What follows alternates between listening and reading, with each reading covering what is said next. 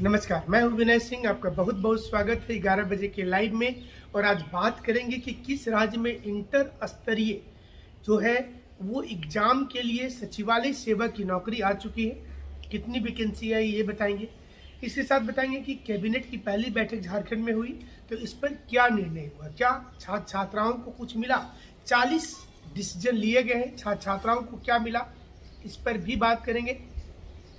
और इसके अलावा बात करेंगे कि क्या आने वाले समय में क्या झारखंड में कुछ नए नौकरी आ सकते हैं, लेकिन शिक्षकों की हालत क्या है।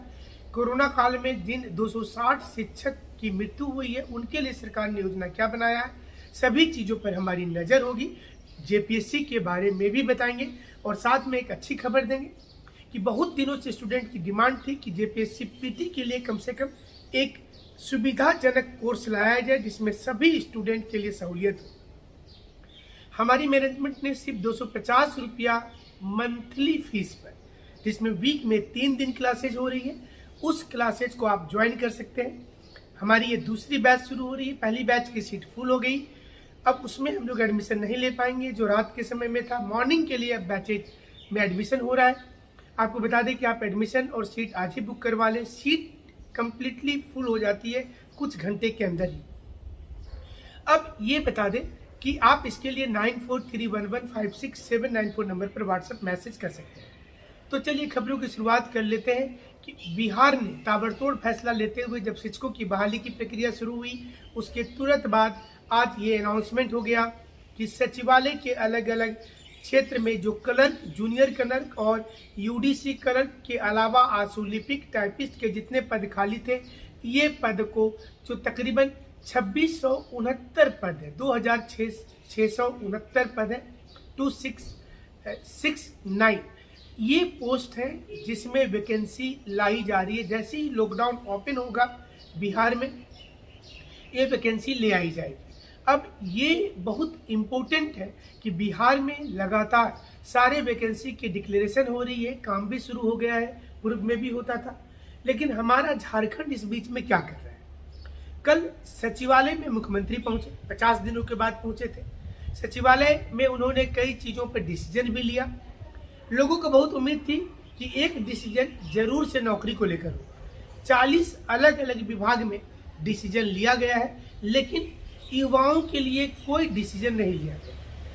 ना ही जेएसएससी को लेकर कुछ बोला गया, ना ही जेपीएससी को लेकर बोला गया और ना ही जेटेट को लेकर, यानी कि तीनों विभाग के स्टूडेंट को भारी निराशा हुई है। अब उन्हें उम्मीद है कि कैबिनेट की अगली बैठक में उनके लिए कोई निर्णय हो सकता है।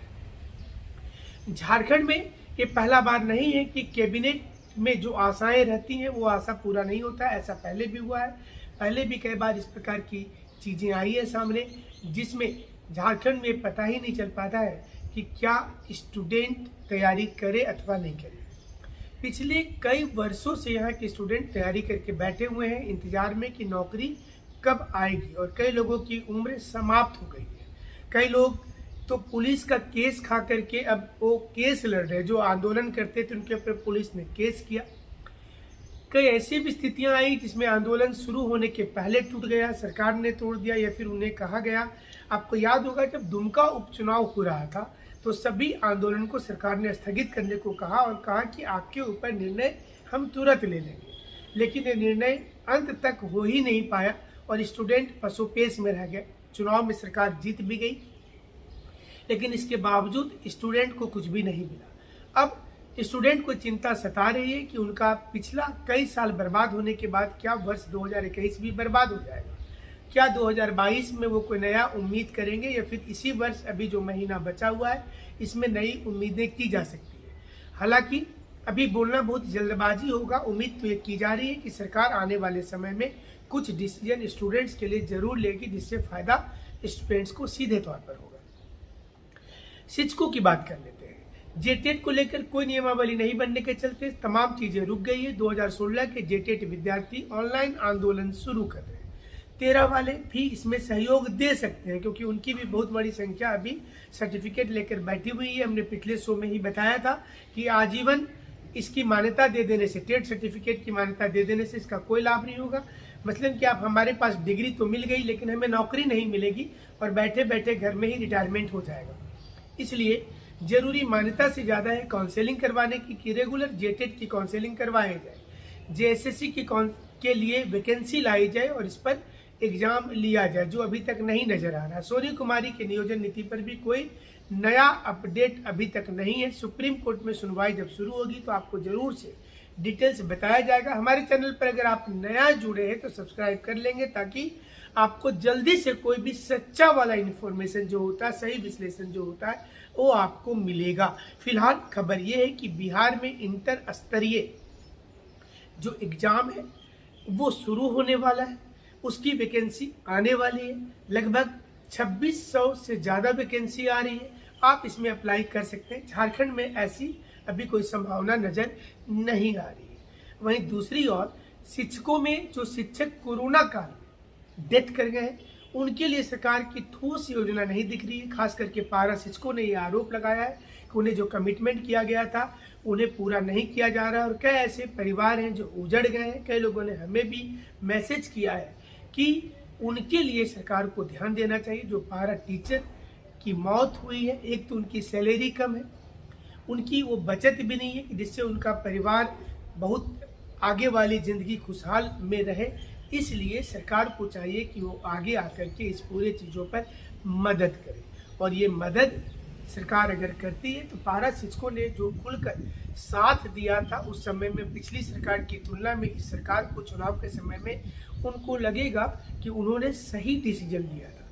इस वक्त तक उन्हें ये लग रहा है कि उनका डिसीजन गलत था।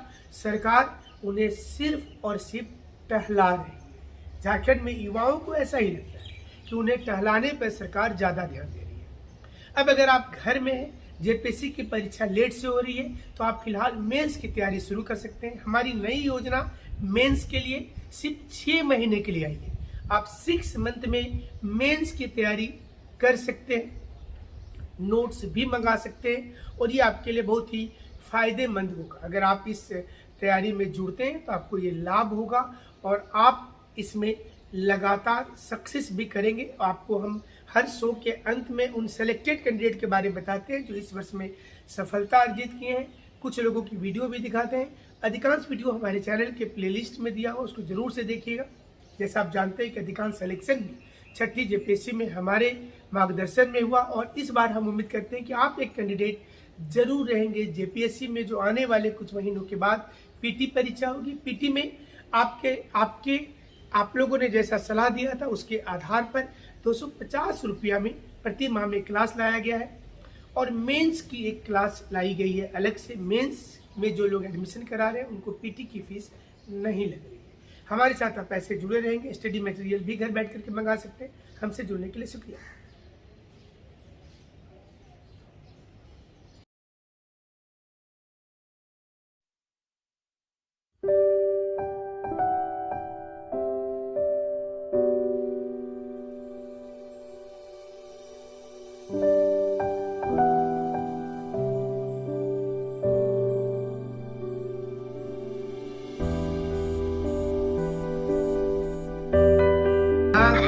नमस्कार नमस्कार। हमारे साथ इस समय में रोशन कुमार है।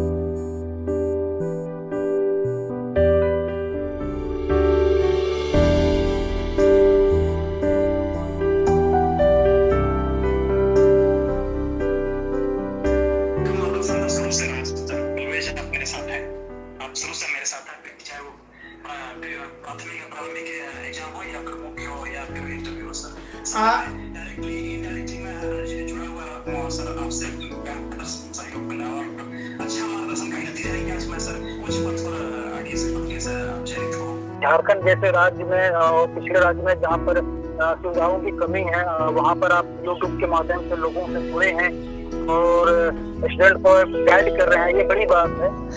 सबसे पहले तो मैं अपनी सफलता का श्रेय माता पिता को और खास करके विनय सर को तहे दिल से शुक्रिया अदा करना चाहूंगा। उनके मार्गदर्शन में मैंने ये सफलता पाई। आपके वीडियोस को देखकर भी सर बहुत हेल्प मिलती है बच्चों को। हमारे साथ में नीतीश कुमार है। इस बार शिक्षा सेवा में दूसरा रैंक आया है झारखंड में और सबसे बड़ी बात है कि नीतीश कुमार आईएएस की भी इंटरव्यू दिए हुए हैं, कई राज्यों के भी इंटरव्यू फेस किए हैं वर्तमान में प्राचार्य के रूप में कार्यरत है। आपको सर मेरे तरफ से सर बहुत धन्यवाद सर। कई बार हमने इंटरव्यू कई राज्यों में दिया है, लेकिन कभी सफलता पूरी रूप से मुझे मिल नहीं पाई। लेकिन सर आपके साथ जुड़े तो सर आपने बताया कि इस बार आप निश्चित रहें, और मेहनत भी सर आपने कराया है सर। और आपके साथ जो सर बैठ के सर चीजों को हम लोगों ने डिस्कस किया सर, मैं जीवन भर अब नहीं भूल सकता हूँ।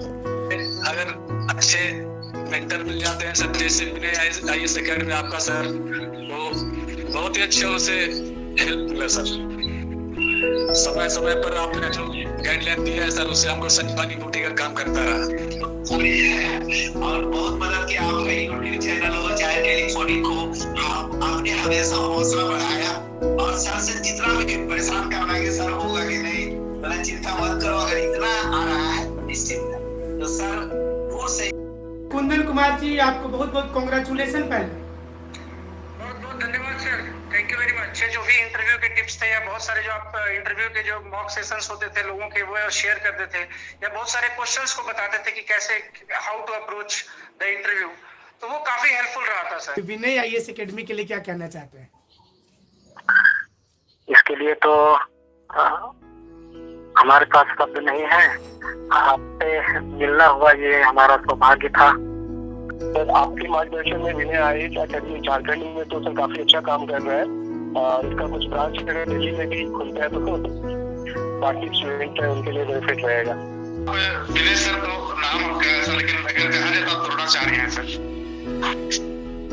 द्रोणाचार्य है, और द्रोणाचार्य आपके शरण में जाने के बाद में क्या बोलते हैं सर कि ऐसे से आप गुण और सिखाए, ऐसी इच्छा दिए हैं जो बच्चे सर कहीं बाकी भारत के अंदर या झारखंड के अंदर कहीं भी रहेंगे वो हमेशा आप काम करेंगे सर। और संस्थान को हम यही बोलेंगे कि आपने बहुत मेहनत करके सब बच्चों को सिखाया, हम लोग को बस सिखाया सर। हम लोग को जो फायदा हो रहा है सर, आप द्रोणाचार्य हैं, और द्रोणाचार्य के कभी सर लोग सोचे हैं कि आपके नाम को कभी हम लोग हमेशा ऊंचा रखेंगे सर। बात तो आपसे पहले भी होता था सर, लेकिन जब मेंस एग्जाम निकाले उसके बाद आपका इंटरव्यू हम उसे कभी अभ्यास नहीं किए थे, ना मॉक इंटरव्यू कभी दिए थे, तो आपका जो 3-4 मॉक इंटरव्यू लगातार मिला उससे बहुत फायदा हुआ सर। और ओबेसली बोलिए तो आपका बहुत सा क्वेश्चन जो आप कराए थे मॉक इंटरव्यू में, UPSC का फाइनली इंटरव्यू में काम आया। जी सर, हाँ बहुत फायदा है, काफी कोऑपरेटिव है आप, और जो चीजें आप काफी रिलेवेंट चीजें वहाँ पे डिस्कस करते हैं।